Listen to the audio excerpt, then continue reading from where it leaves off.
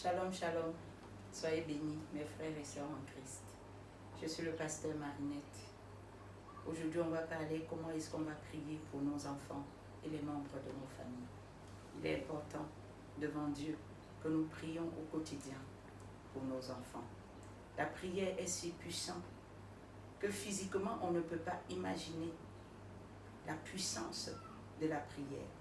La prière, c'est comme un bulldozer qui ouvre un champ vierge et tout de suite on trouve un chemin. C'est comme cela que dans le règne spirituel, la prière se manifeste.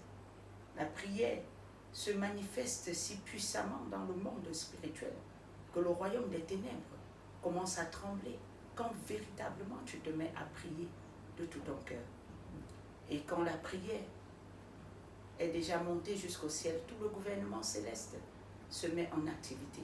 Et on commence à voir ce qu'on appelle les manifestations spirituelles.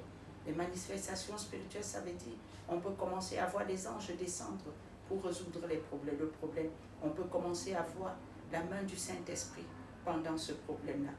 Même quand on ne voit pas physiquement les ossements encore, le royaume des cieux est en train de travailler. Il faut prier aussi dans la connaissance de la parole de Dieu. Ça, c'était la première des choses qu'il faut faire.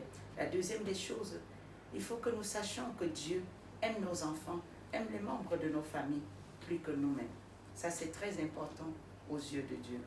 Avoir confiance qu'il t'écoute et qu'il va exaucer tes prières. C'est aussi important de lui faire confiance et de ne pas être dans le doute. La troisième des choses, c'est que prier dans sa volonté, c'est si important devant lui. On va voir le quatrième point. Il faut confronter l'ennemi. C'est le point le plus difficile. Comme on dit dans le livre de 1 Pierre chapitre 5 au verset 8 que l'ennemi rôde. Il cherche qui il va dévorer. Peut-être il cherche à dévorer tes enfants. Alors là, tu ne peux pas prier pour tes enfants, prier pour les membres de ta famille sans confronter l'ennemi. Et prochainement, on va parler du combat spirituel. Comment est-ce qu'on attaque l'ennemi?